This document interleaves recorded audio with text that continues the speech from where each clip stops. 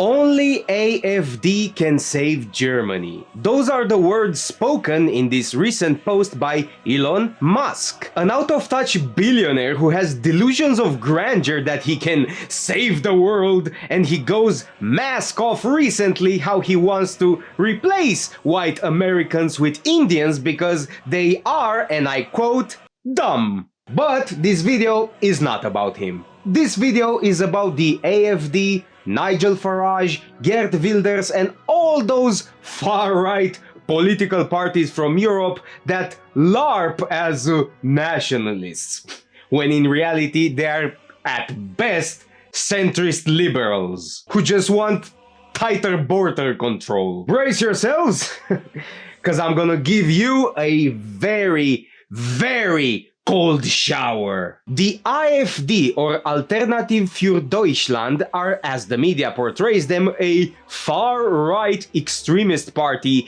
whom oppose immigration into Germany, especially Muslim immigration. Let's see if they're correct. The leader of the AfD party is Alice Weidel, an economist who worked for Goldman Sachs and the Bank of China. She speaks Mandarin and English fluently. So far, she's right there with the establishment. Alice is a lesbian engaged in an interracial relationship with an Indian woman called Sarah Bossard.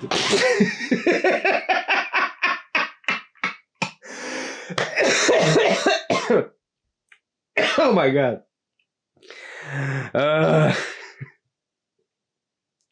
Is this your far-right based nationalist leader, Germany?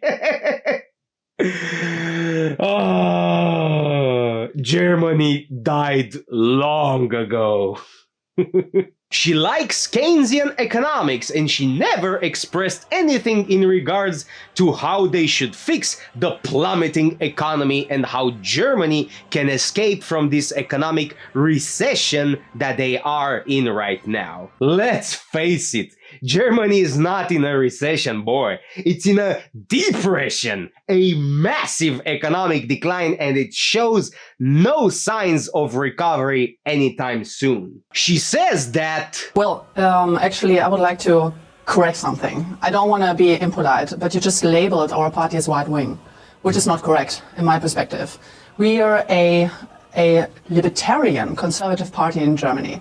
So we perceive ourselves standing in the middle and actually wanting to introduce sane and serious policies. Oh, sure you are, darling. As you can see from this interview, I'll link it down below, when she portrays herself as a sane, common sense politician who just wants to be pragmatic, and she absolutely is. I won't take anything from her. She is very common sense, she is pragmatic, but, however, this is why she and her party, AfD, will never save Germany. In these extreme times that we live in, where multiculturalism, cosmopolitanism, this almost suicidal kindness of the West is being shoved down our throats, worldwide there is massive degeneracy, massive moral and social, and of course spiritual decline.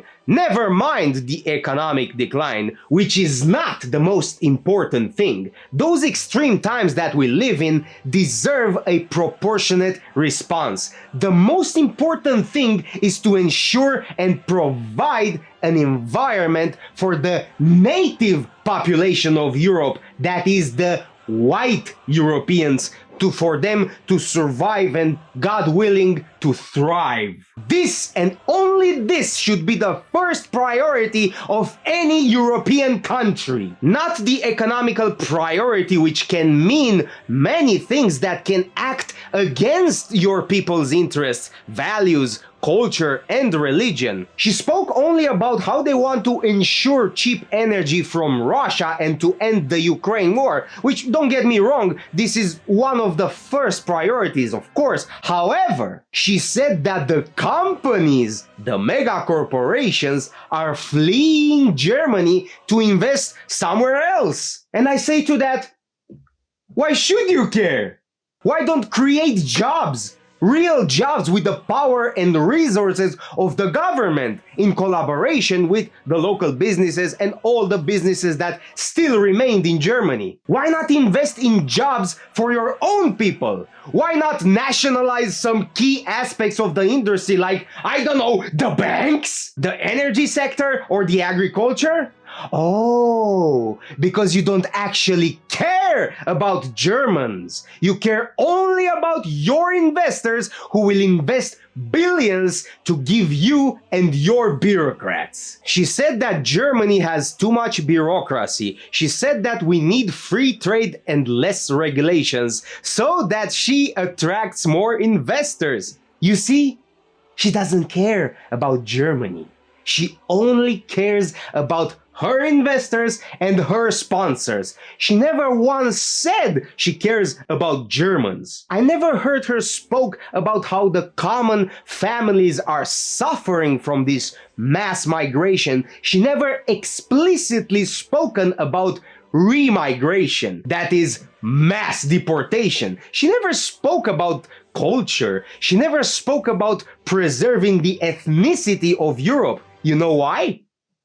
Because she's a woman. She will never address the real issues that are very politically incorrect, very controversial, very uncomfortable to talk about with the average NPC from the establishment. She speaks exactly like the cookie cutter run-of-the-mill politician because she is a politician from the establishment. She worked for Goldman Sachs and Bank of China. Remember, Europe doesn't need politicians anymore. Europe is sick and tired of politicians. Europe needs leaders. Europe needs this as she needs air to breathe. In today's world is do or die. We don't have the luxury to paddle as ininities, let alone to hand our fates to women. Also, side note, they have a whole wing of the party which is formed out of people with, let's say, dual loyalty. You think those people are loyal to Germany? Or to a certain fake invented country from the Middle East? God help us all.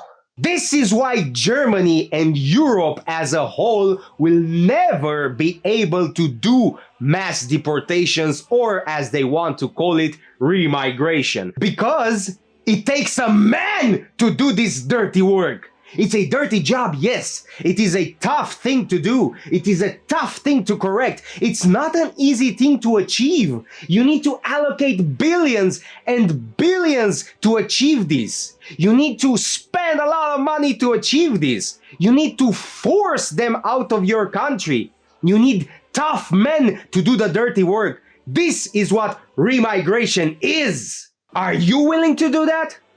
I personally don't see Alice Weidel, Marine Le Pen, or Giorgia Meloni giving the order to do this. Is this who you hand your future to, Germany? A lesbian woman who is engaged in an interracial relationship with an Indian woman? Oh my god, this would be hilarious if it wasn't so damn depressing!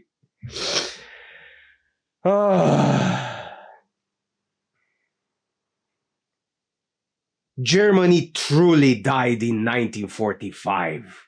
Now let's take a look at Nigel Farage and see how much of a cuckold he actually is. Do you think that immigration represents a major threat to Britain from a demographic perspective? So in the last 20 years, the white British population has declined from 87% to 74%.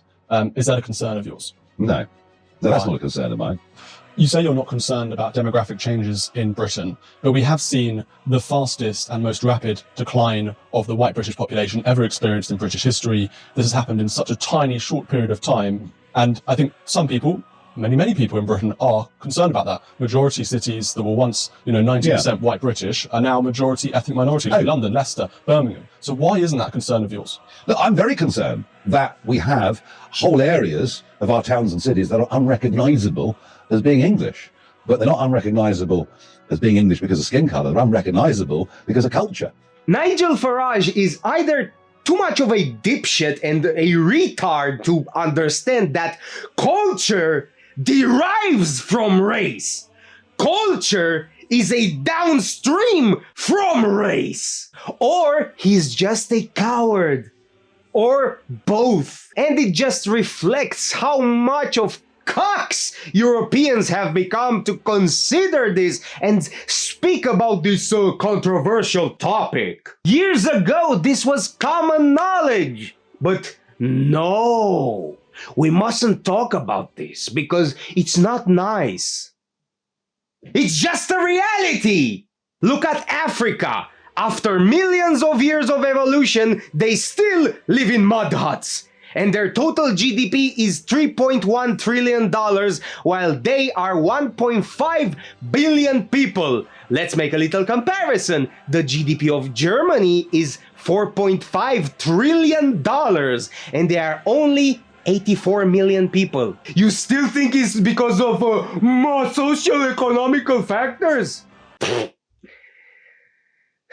Get the fuck out of here, you fucking cock. Or look at this fabulous Indian cultural moment. Ah, smell that cultural enrichment. Why did Europe virtually conquered and colonized most of the globe? Because we were more technologically advanced, of course. Why is that?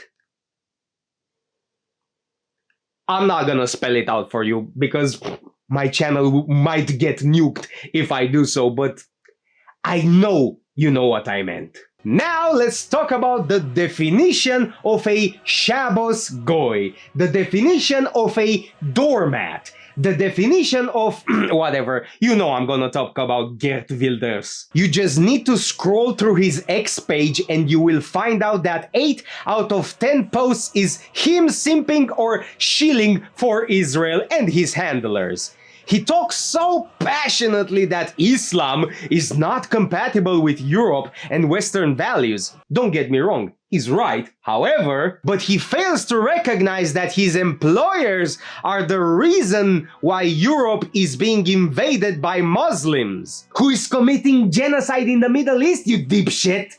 Who is invading Lebanon, Syria, and soon will invade Jordan, Egypt, Iraq, and perhaps even Saudi Arabia, and driving those people out of their homes to establish their Greater Israel project.